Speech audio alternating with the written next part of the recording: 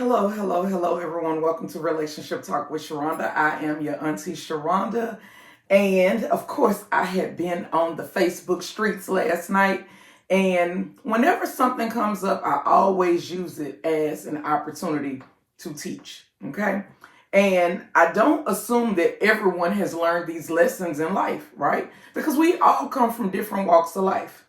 But the lessons that I have learned, I don't ever have an issue with sharing their knowledge with other people. So today we're going to talk about the family tree. Okay. I was reading a post and a lady was asking for advice, and she was in a marriage group, and she basically felt, and the thing is, I can't tell anybody how to feel, right?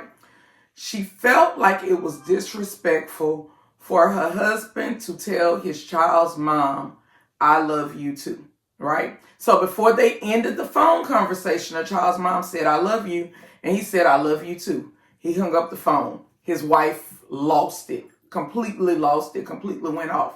So my question to the wife was, are you a believer? Let's start there. Are you a believer? Some people have a belief system, some people don't. So I cannot make an assumption that you follow any doctrine, right? So that's why I asked. I'm a believer, but what they got to do with anything? Well, we serve a God that is a God of love, okay? And to love God means to love people, okay? I'm going somewhere with this, right? If we are a follower of God, Christ, Jesus, whatever it is that you want to believe, right? And even if you don't believe in the Jesuses and all of this, and you are a follower of God, right? We are supposed to represent him at all times, right? And to represent him is to act in kindness and love. There is a such thing as a godly love. It's called an agape love. I know everybody don't know that, all right? And I'm not saying I know everything, but I do understand that there are different types of love. There's also a romantic love, okay? I don't believe that was a romantic love, "I love you." I think it was more of a Christ brotherly love, "I love you," right? And he said, "I love you too." So my question was, if you are a believer, what is the problem? Because see, this is how I operate. If I had heard my husband say, "I love you too," and I would have been in the background saying, "I love you more." Because I come from an upbringing of love. The people around me showed love. They gave examples of love. They expressed love. I did not come from a background of survival. I didn't come from a background of lack. I did not come from a background of extreme poverty or anything like that.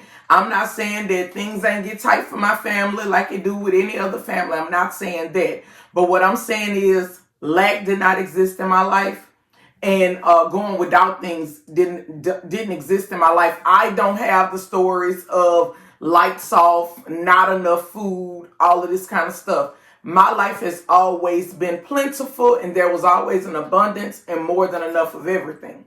But I do personally believe that when people come from backgrounds of lack, they come from a background where it wasn't enough or they didn't feel like they got enough love, it forms a certain type of selfishness in them, and they become selfish people, not even realizing that they are selfish people.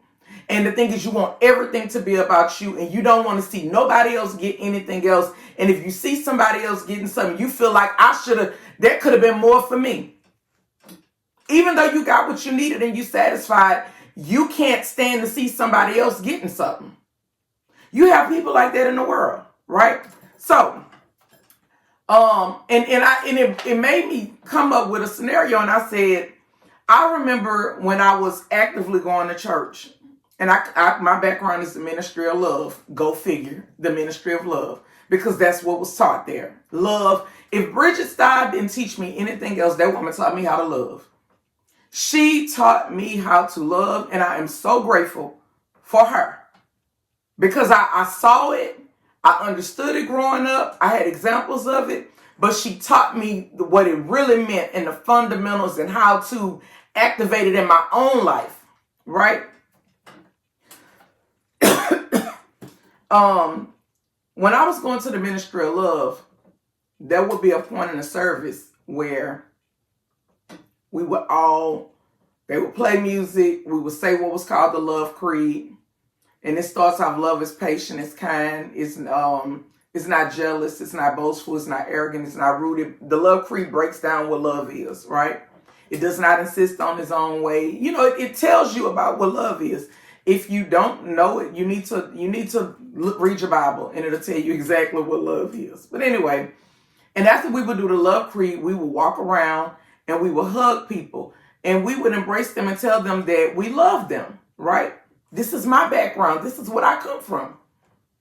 I say, so I guess if the baby mama was at church, whether she visiting for a service or whether she's a member or whatever, your husband would have to purposely not go hug his baby mama and do what everybody else in the church doing, because you're going to feel some type of way and you're going to feel disrespected. She said, now the woman on the post, and I presented this to her, she said, that's different. What's different? The setting? Because you're in church? And because you could be good for a couple of hours in church and you can send your representative at church? What happens when you get home?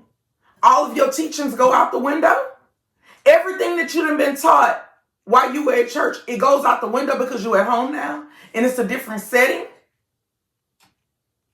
Because I love you that can be given at church is the same I love you can be given over the phone. What's the difference between the two I love yous? So it was a debate on my post last night. And some women was like, God ain't the author of confusion. And when that woman said, I love you, that was confusion. If that's how you view it. I personally feel like she was just being, it's the thing that you do when you have people in your life that you love.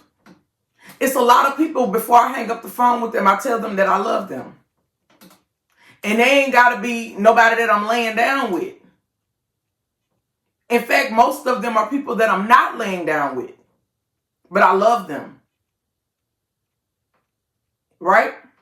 So I decided to do one better. Because what I was trying to get her to understand was, your husband's child's mother is your family. How can we expect you to go out into the world and be good to people when you can't even be good to your family? And she could not understand how the child's mother was family. So let me break it down. We have John. And I'm not saying that this is her scenario, but I'm just going to show you about the way a family tree works. Right?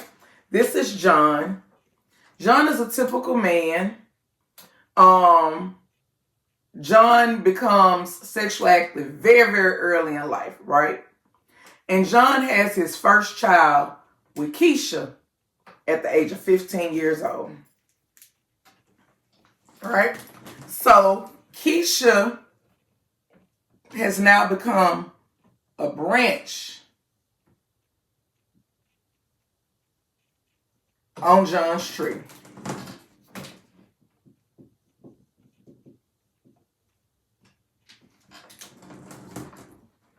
And they had a son. And the son represents the leaf on the tree. Maybe I should make that sun a little bit bigger. Make that leaf a little bit bigger so you can see what I'm saying when I'm talking about the sun.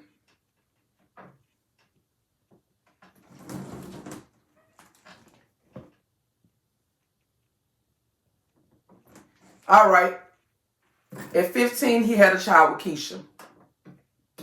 Keisha became a branch on that tree because she had a son for him, right? John graduates, goes to the military, right? And John has 2 children with the woman that he was in the military with, named Ann. And I'm making this up as I go. Ann has 2 children for John.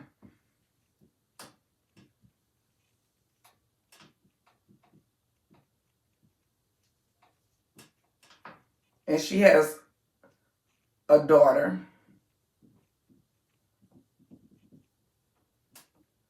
And she has a son.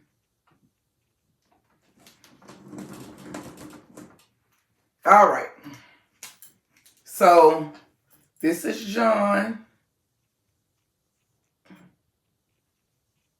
And this is John's tree. Now keep in mind, John's wife ain't even came along yet. These are just women that have children for John. One person when he was a minor, high school person. Another person when he was in the military, right?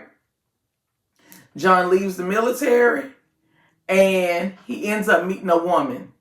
And he falls deeply in love with this woman. And she and John get married. We're going to call her Sue. That's my grandmother's name. It's Susie. We got another branch that's forming. And we're going to say Susie. Susie has 4 children with John. Susie has 2 sets of twins. Sons and daughters. Now, Susie was his wife, right? When Susie became his wife, right, all of these other people were already a part of his tree. John already had a family before he even met Susie. And the thing is, when I was teaching wife school, and I don't think I brought any of my booklets up in here. I need to go and grab some of them and bring them up here. One thing that I taught in wife school was there was a lesson about acceptance. When you're meeting people, there are some things that you will have to accept. And the reason why you got to accept it is because these are things that will not change, right? When you meet a man that already has children, right? That is something that will not change in the relationship. Not only does he have connection with these kids, but to a degree, there will be a connection with their mothers. And before you go into a situation with a man that has children, you have to ask yourself, can you mentally handle a blended family? Do you have the capacity to handle a blended family? And the truth is, a lot of y'all are so selfish to the point that you do not have the capacity to handle a blended family, right? Long story short, John and Sue did not work out. They got divorced. Later on in life, John meets